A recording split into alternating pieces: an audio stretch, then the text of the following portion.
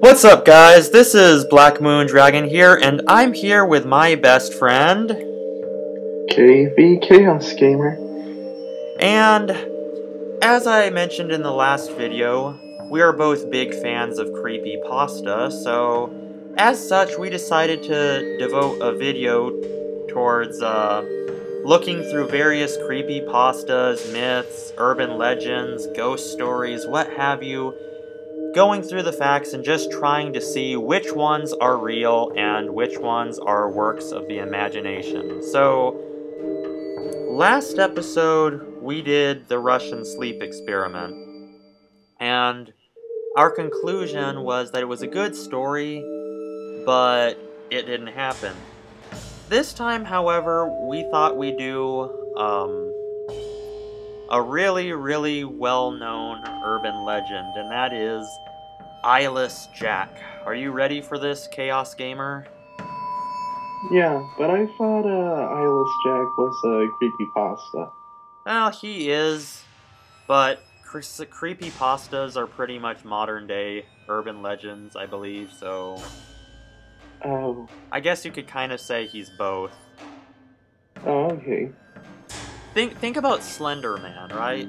Slender Man, you know, kind of evolved into an urban legend from creepypasta. I would argue that Eyeless Jack might be the same way. I guess it's up to viewer interpretation, so... Yeah. I guess that being said, I will put on the creepiest tone of voice I can and try to read this thing for you guys. Let's get started. Hello. My name is Mitch. I'm here to tell you guys about an experience I had. I don't know if it was paranormal or whatever stupid words people use to describe supernatural phenomena, but after that thing visited me, I believe in that paranormal trash now. A week after I moved in with my brother, Edwin, after my house was foreclosed, I finished unpacking. Edwin liked the idea of me moving in, since we had not seen each other after 10 years. I was so excited too. I soon fell asleep after I moved in. After that 1 week, I heard rustling noises coming from outside at about 1 in the morning. I thought it was a raccoon, so I ignored it and tried to fall asleep. The next morning, I told Edwin about it, and he agreed. The next night, however, I thought I heard my window opening and a loud thump, as if something had entered my room. I darted up and looked around my room, but I saw nothing. The next morning, Edwin dropped his coffee cup when he saw me. He held up a nearby mirror, and I saw myself.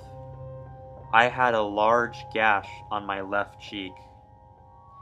After I was rushed to the hospital, my doctor told me that I must have been sleepwalking, but then he showed me something that made my blood turn cold. He lifted up my shirt to reveal a sewn-up incision where my kidneys were. I stared in his eyes. Oh, I'm sorry, this is a misspelling. I stared in his eyes, my eyes widening. You somehow lost your left kidney last night. We don't know how, though. Sorry, Mitch, my doctor told me. The next night was my breaking point. Around midnight, I woke up to see a truly horrifying sight. Excuse me, guys. Just ate. I was staring face to face with a creature with a black hoodie and a dark blue mask, with no nose or mouth staring down at me. The thing that scared me most was that it had no eyes, just empty black sockets. The creature also had some black substance dripping from its sockets. I grabbed the camera nearby on a mantel and took a picture. After the picture took, the creature lunged at me and tried to claw open my chest to get to my lungs. I stopped it by kicking it in the face.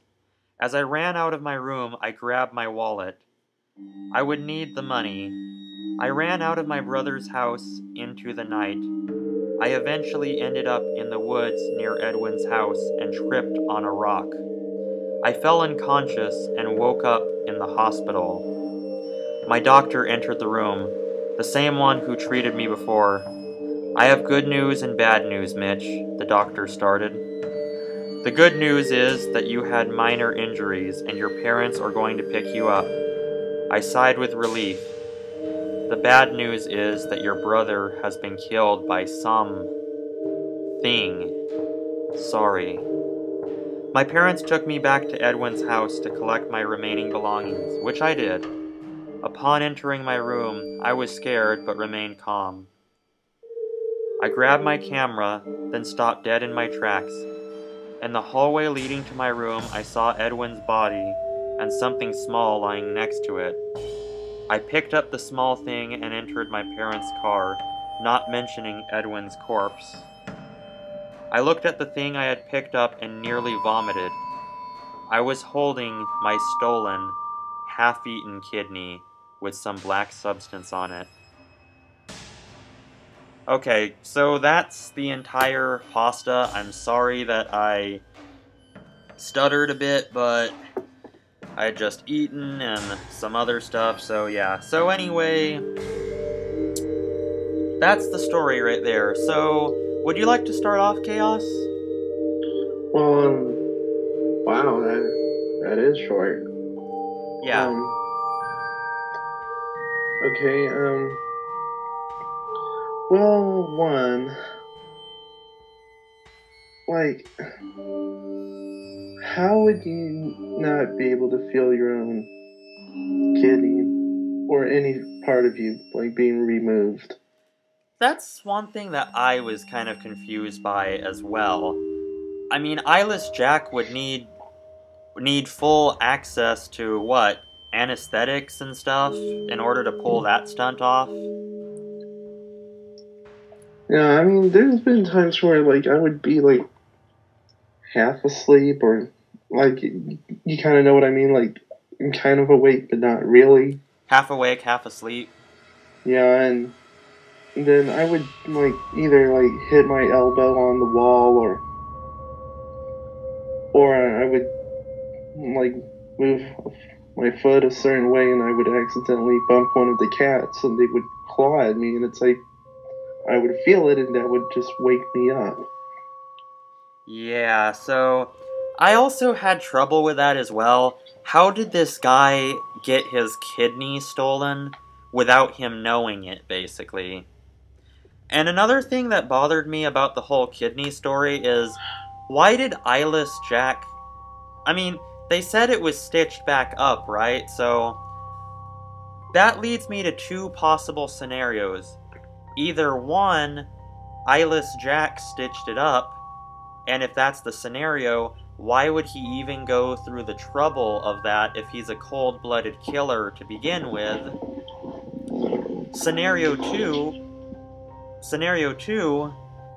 the doctors stitched it up, and that would imply that there was an open wound. If that's the case, why did he not feel it and why did he not bleed to death? You see what I'm saying? Yeah. So, those facts really bothered me when I read the story. Another thing was the gash on his left cheek. His brother's reaction to it wasn't very realistic. Rather than outright telling him, "Oh my gosh, dude, what happened to your face?" he just picks up a mirror and shows it to him. Now, let me ask you something. If I woke up in the morning and I had a big gash on my cheek, and for whatever reason I didn't know I had one, would your first reaction be to find a mirror and show me?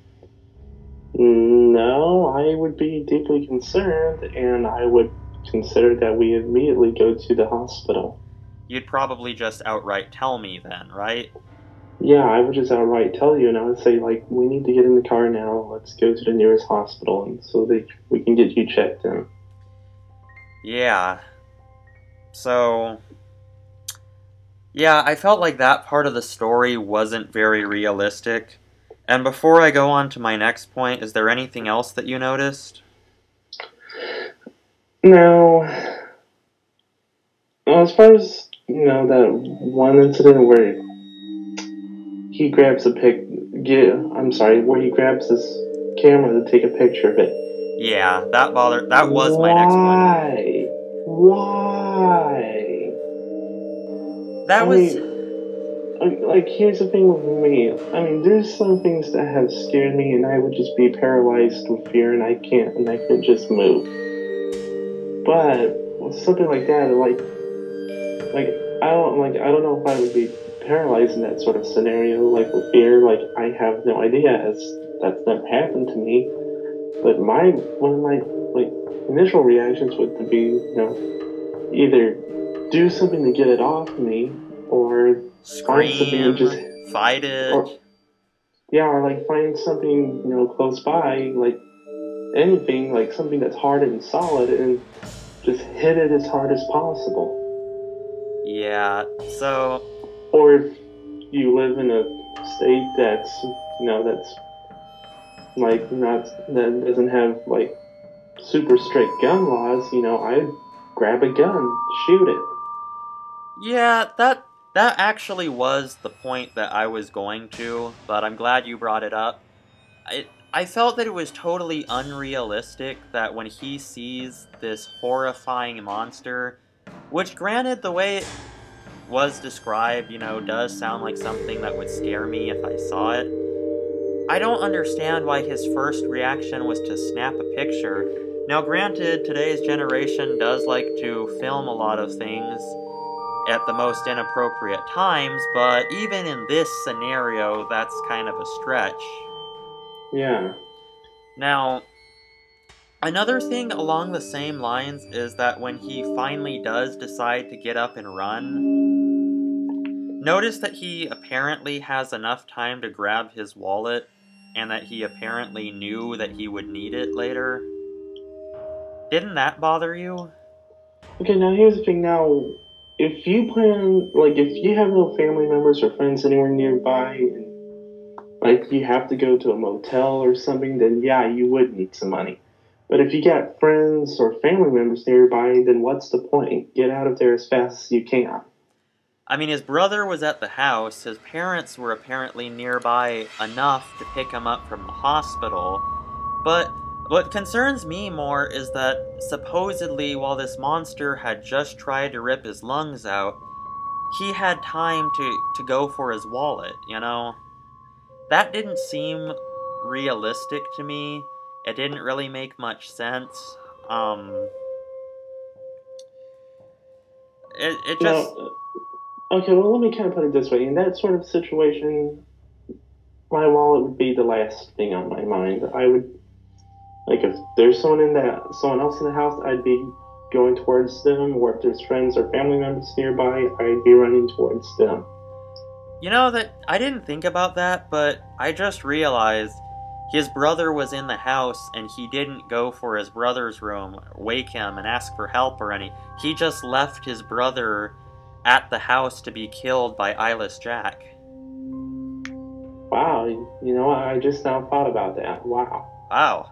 This protagonist is kind of jerky, don't you think? No, I'm kidding, guys. Don't take that seriously. But anyway,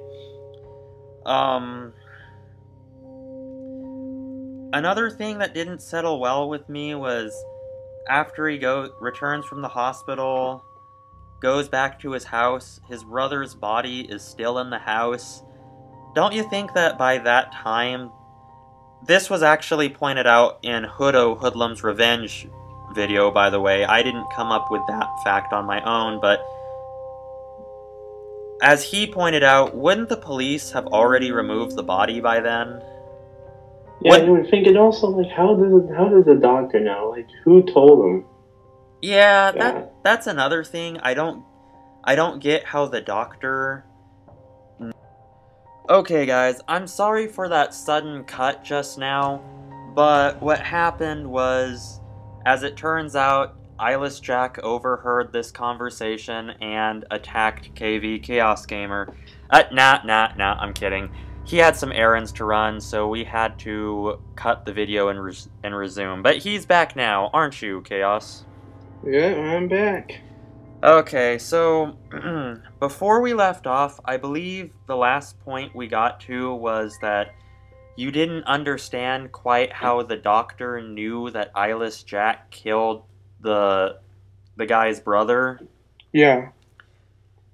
So, I think the only point was, you know, it doesn't really explain how he did know, so that kind of didn't settle well with us.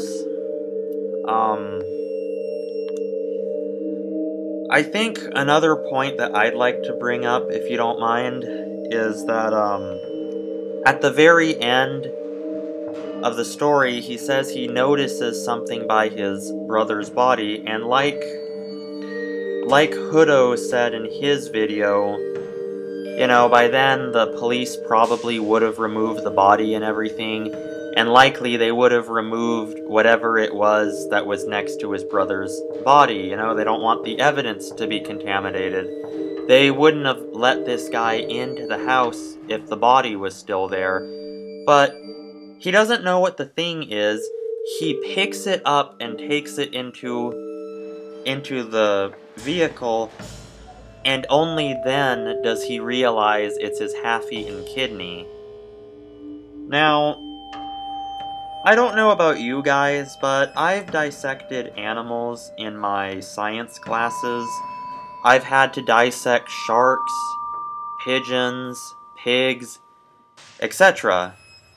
You know how creepy organs feel in your hands?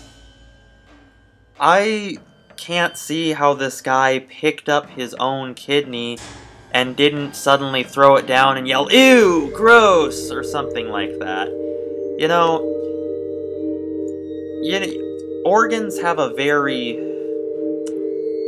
You pick it up and you can tell, is what I'm trying to say. Your thoughts on this? Okay, now as for that whole part with the organ, like, no, honestly, I wouldn't be able to tell you what an organ feels like, as I've never, done any of that stuff that you did, so yeah, I have nothing to say about that, but for some, I guess, like, for some people who I guess really wouldn't know what an organ is supposed to feel like, they probably wouldn't know what it is, or what it's supposed to feel like, but if it's something like an organ where it has like a squishy feel, I think one's natural instinct would kind of like look at it and then go, like, what is that? And then when it kind of hits them, it's like, just drop it. Yeah. Yeah, that's what I felt. Is there anything else from the story itself that kind of doesn't sit well with you while we're thinking about it? Yeah, I mean, we kind of discussed, like, the whole doctor and why police kind of weren't there. But why did he just leave his brother's body there? That's, to me, like, now I'm pretty sure there's some of you or you who may have different beliefs or something, but my personal belief on that is, like, when you do something like that, that's disrespectful. Especially if it's your own brother, like, or your own relative. To me, that's just super disrespectful to do.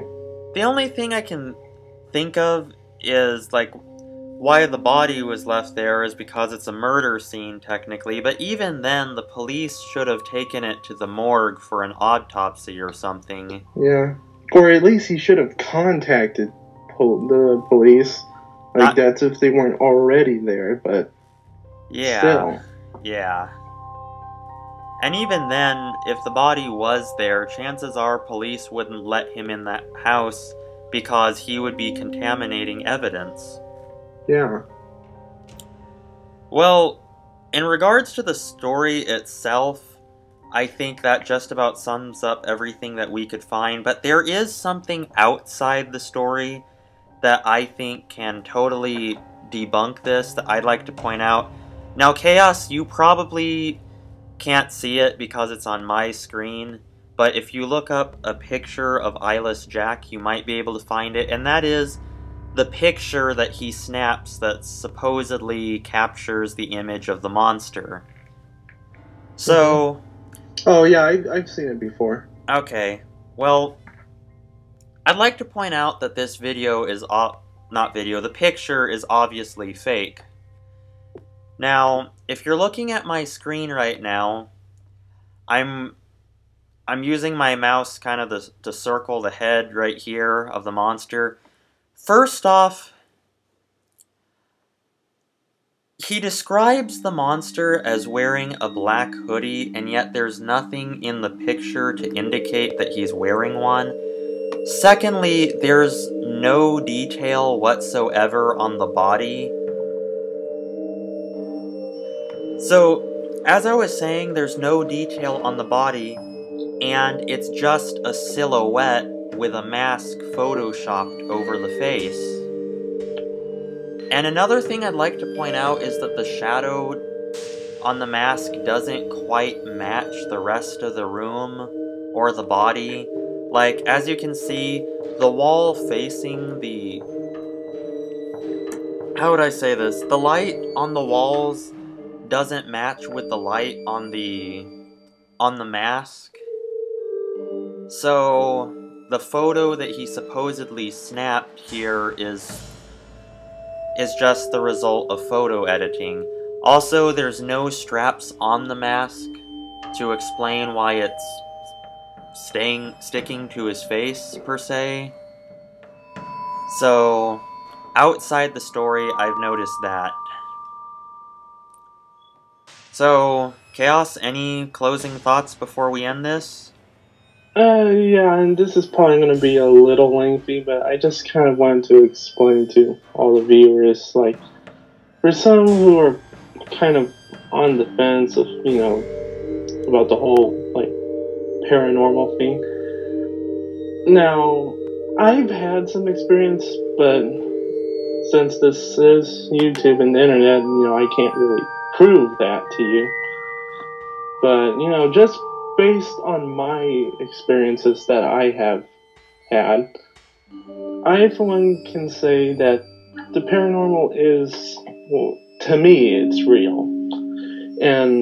But it's nothing like what is described like in those, like, TV shows where they go around doing ghost hunting, or like, I don't know if any of you have the Discovery Channel, like there's this one ghost show that's called like a haunting. I don't know if any of you have ever seen that, but it's nothing like in any of those shows. More like you take a picture and you see something on the picture. Yeah, I like that. And as far as, you know, like actual like encounters with a ghost or anything paranormal, again, it's nothing like what they tell you in the shows. And for people like who do kind of believe in the paranormal, I'm gonna say this: as far as ghosts go, a lot of them, like actually a good majority of them, are non-violent. A lot of them are just either confused, they have like no idea what is going on, even though that sounds a little weird since they're dead, but let me put it this way: if there's anyone that's suffered, you know, like a horrible accident or a sudden death, you're not gonna know that it even happened.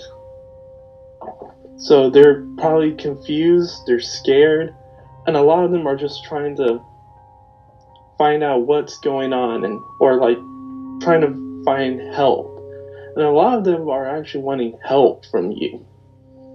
But some of them might be too scared to do it, or some of them are trying to find means or methods of ways to communicate with you. Like, so that they can help, so that you can help them. Resolve the unfinished business they have or whatnot. Yeah, like, so they can move on. And I know there's going to be some people out there that don't really believe, like in all, you know, like as far as like heaven goes, or like demons and angels. Yeah, but you know, I'm not a very religious person, but I, for one, like to believe that there is a heaven, there is a hell. Like, there are angels, there are demons. And I like to also believe that these people, when they become ghosts, like through some sort of tragic accident, that like they need help moving on. Okay. And I'm pretty sure there's going to be some people that, like, if there's anyone that stumbles across this video, they're probably going to type it in the chat, you know, that's a load of baloney, but, you know, that's your belief. You believe what you want to believe. Like, I'm not trying to tell you what you should believe. While I'm on that topic of the supernatural, I would like to say regarding the channel, whenever we cross an urban legend that has to do with the supernatural, you know, our style of approach is we're never going to say, oh, well, that's supernatural, so therefore it didn't happen. We're going to keep an open mind, assume that ghosts are real, assume that monsters are possible, etc., and try to go about debunking or proving it through different means, like the stuff we pointed out in this video. We didn't take the easy route and say, well, it has a monster in it that has empty eye sockets with black fluid coming out of it. We're not going to argue that. We're just going to look at other stuff and assume that the monster part can happen. You know, you see what I'm saying, guys? We're going to keep an open mind regarding the supernatural, because there are some stuff that we can't quite explain. But anyway, I think that'll do it for this video. I would like to say that, all things considered, this creepypasta, in my opinion, does have quite a few flaws, and, you know, it might have been better if, you know, if the guy may have thought about it a little more. But I will say, regardless of the mixed feelings, some people love this story, some people hate it and feel it's overrated. I just think it needs work. I think the monster, as it is described, is kind of cool, and it would scare me if I came across it, but is this story real? I'm gonna say no. This myth is busted. Your take? Like, I mean, like, just from what, you know, I've heard, like, just from what you've read, like, I mean, it's a good story.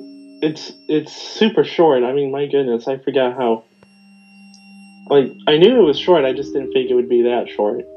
But, like, maybe if the story was a little bit longer and it was maybe, I mean, I'm not saying it's not interesting, like, it is interesting, but maybe if the story was a little bit longer and... It could have been developed more. Yeah, it could have been developed more, and might have been more believable if they had done that. Yeah, you know, maybe explain things a little better, like, then, you know, it could have been a lot better, and, you know, definitely a lot more interesting. Again, not saying it's not, but... I felt like the guy had an interesting concept, but, you know, just didn't go as in-depth as he could have. Yeah. But, you know, sorry, when people start out, that happens sometimes, you know, that happens to us all when we write, right? Yeah. Well, anyway, I think that'll do it for this video. We've been rambling for quite a bit now, so if you enjoyed this video, please like, comment, and subscribe. Please share the video. Most importantly, have a wonderful day, but before we sign off, if you have any myths, urban legends, creepypastas, or anything like that that you'd like us to investigate, please leave it down in the description and we'll take a look at it. And who knows, maybe as an extra challenge, try to find one that can stump us. One that can make us say, okay, I cannot debunk this one. Just as a little extra challenge there. Oh, and is it okay if I may add something? Sure, go ahead. End this vid for us. Alright, like, and this is completely up to you if you want to do it or not, like, even though we both kind of share the channel somewhat. But I was gonna, like, what I was thinking is, like, maybe if anyone has, like, their own story, like, maybe feel free to leave it in the comments section, and we can probably, like, look at it, and also, you know... Sure, that's cool too. Anyway, thank you guys again for watching. Have a good day, and... Bye for now.